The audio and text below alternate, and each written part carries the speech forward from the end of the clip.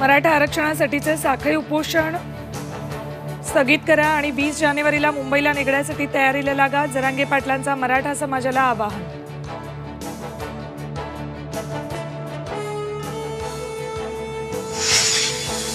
निवडणुकांमुळे संघर्ष यात्रा आणि पदयात्रा सुचायला लागल्या, उपमुख्यमंत्री अजित पवारांचा अमोल कोल्हेंसह रोहित पवारांनाही टोला.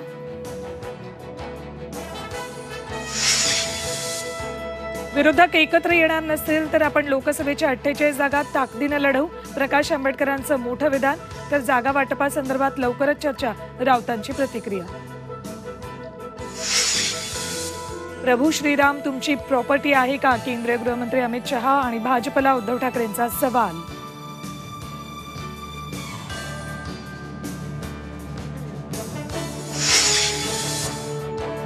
देशात कोरोना रुग्णांमध्ये वाढ, 24 तासात 656 नवे रुग्ण, राज्यातही 50 रुग्णांची नोंद, काळजी घेण्याचं सरकारचं आवाहन.